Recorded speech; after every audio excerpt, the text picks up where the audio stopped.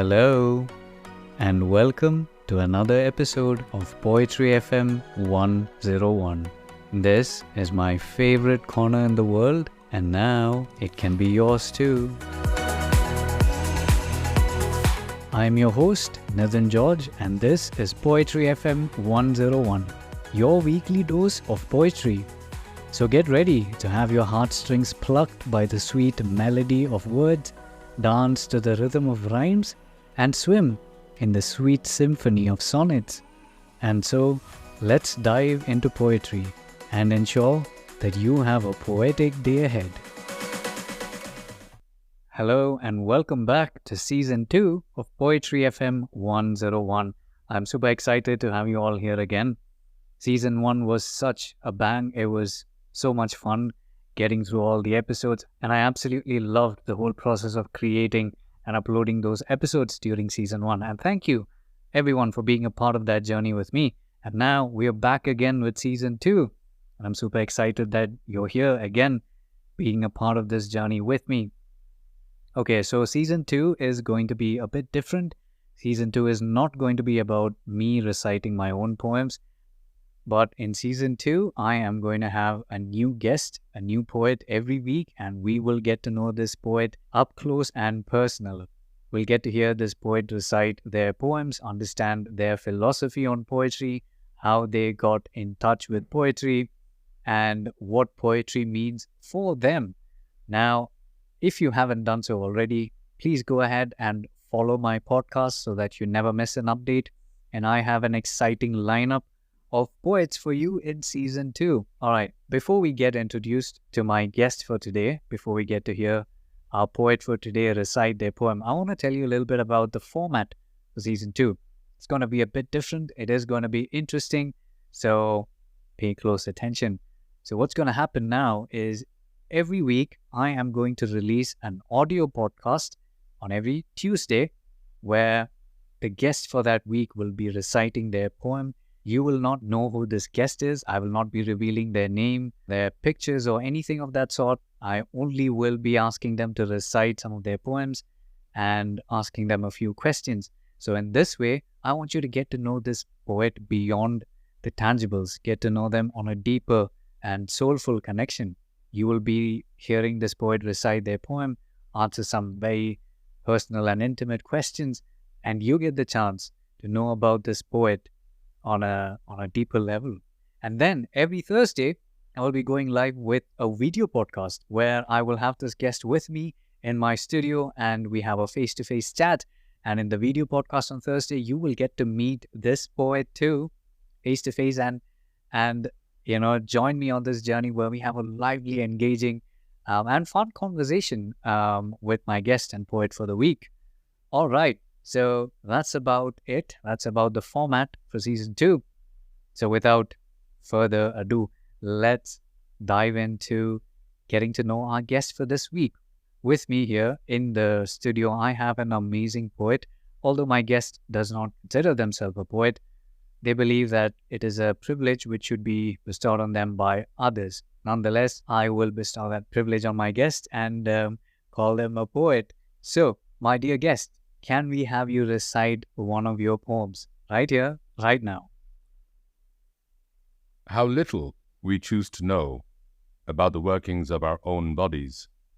How carelessly we toss or shovel morsels or mountains of food into the dark caverns of our mouths, to pass the moving, rounded stalactites and stalagmites of our teeth, and fall into the churning subterranean sea of our stomachs, awash with the chemicals that divide, process, accept, and refuse. From where the journey continues to the coiled and winding mass of our intestines, where again chosen chemicals splash and slosh. Before the food emerges, transformed at the other end of the alimentary canal, life-preserving nutrients absorbed along the way. How ignorant are we of the minor miracle contained in each act of malodorous motion, or what a work of art is the lowly fart. And that was something. I mean, it took me a while to figure out exactly the meaning of the poem, but it was really remarkable, when you think about it.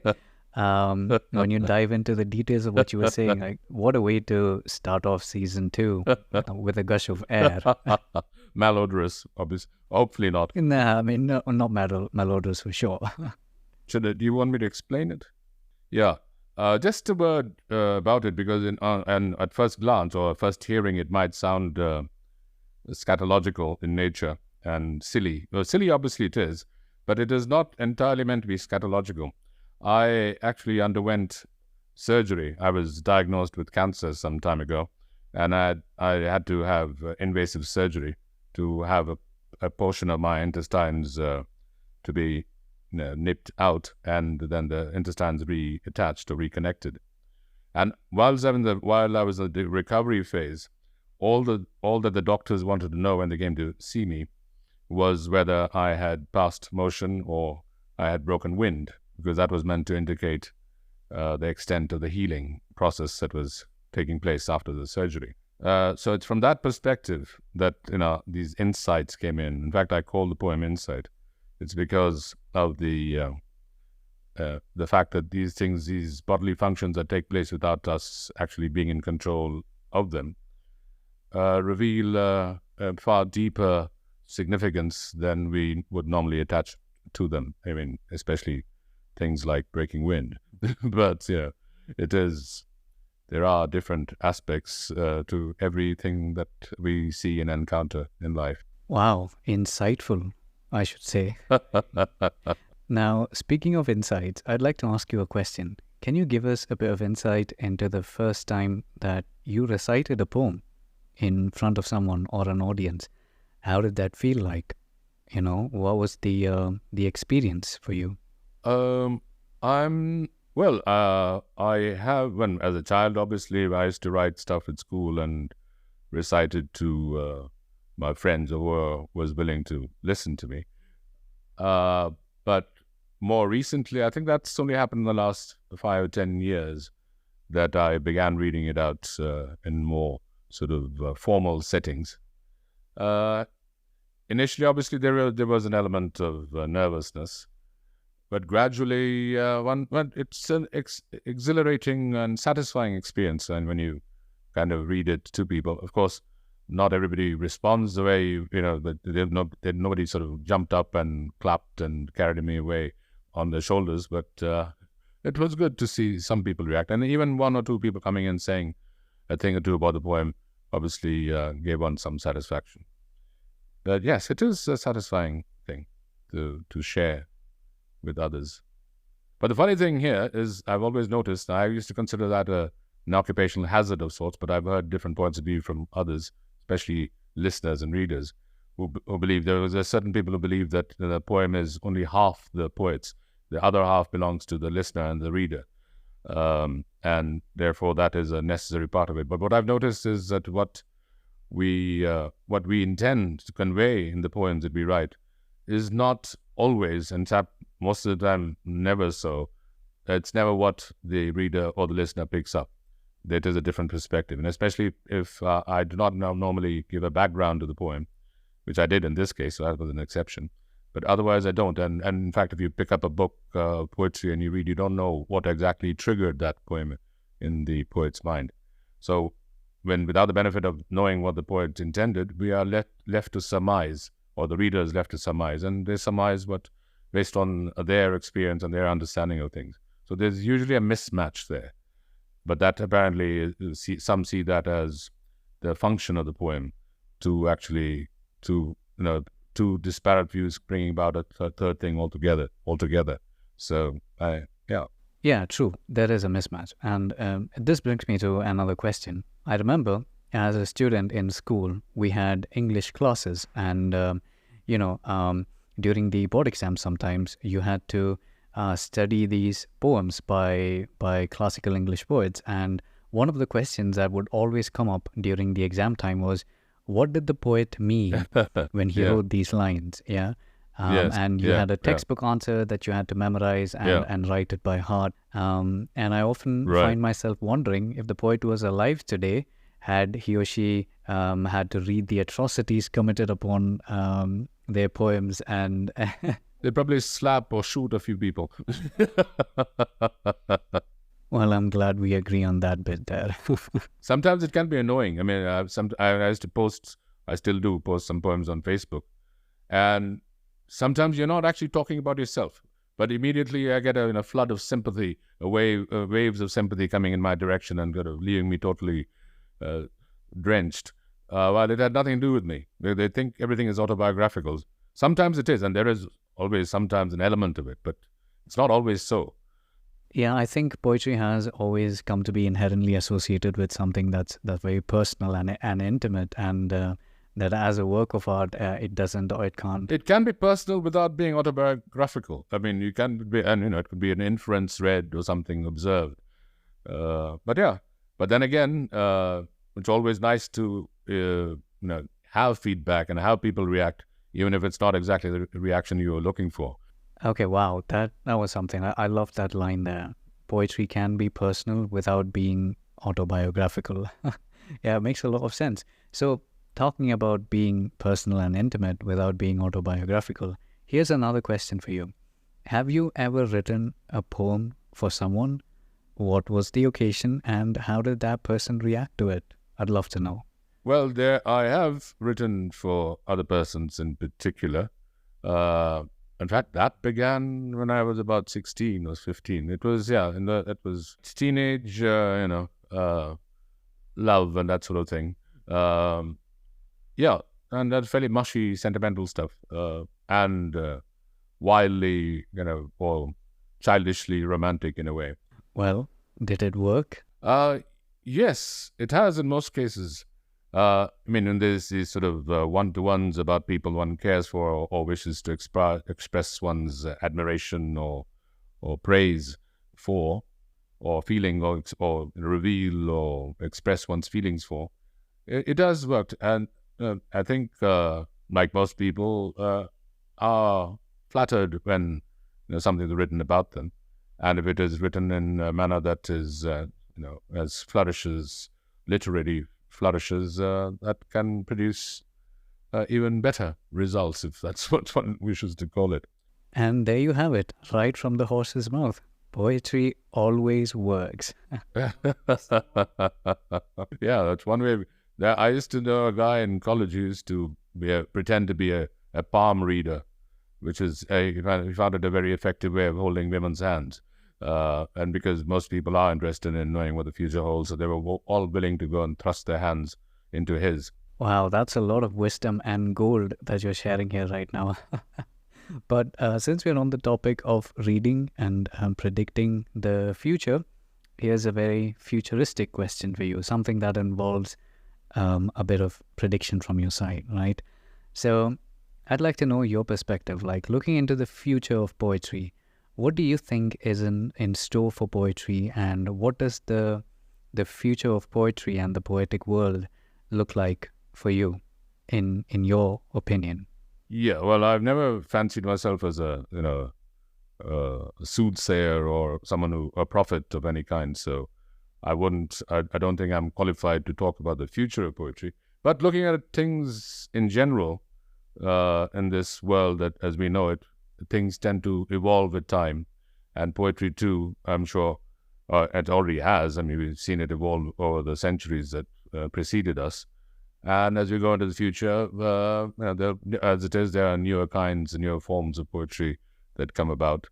There could be multimedia things happening, but even for the forms themselves, like slam poetry and spoken word poetry and this and that, there are all these.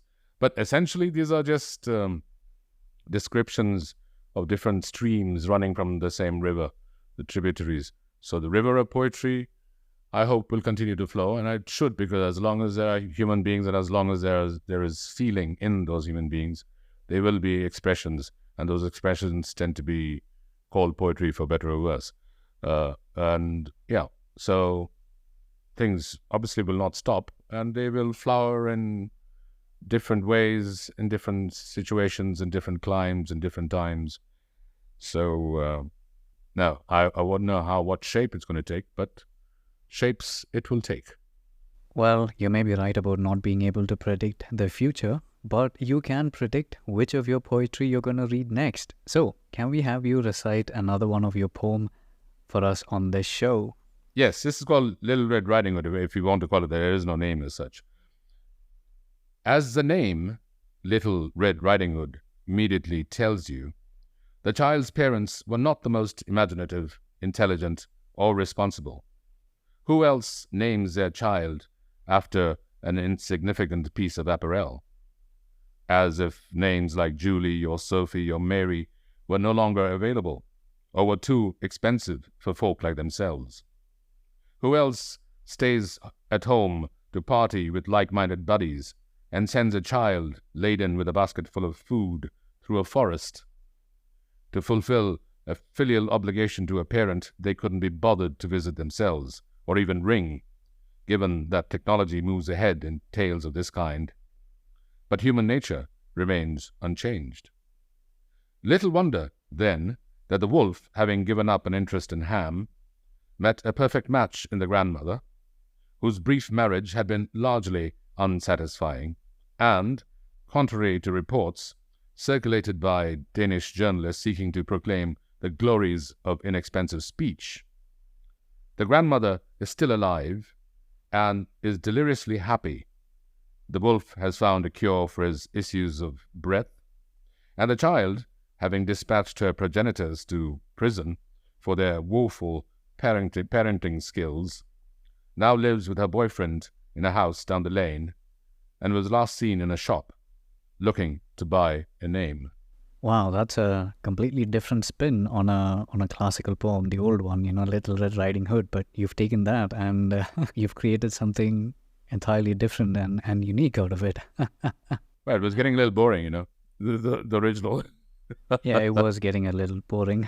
Okay, so well, I guess that brings me to another question, and the question is: people always say that poets, or there is this general preconceived idea that poets are romantics, and all poets are romantics at heart.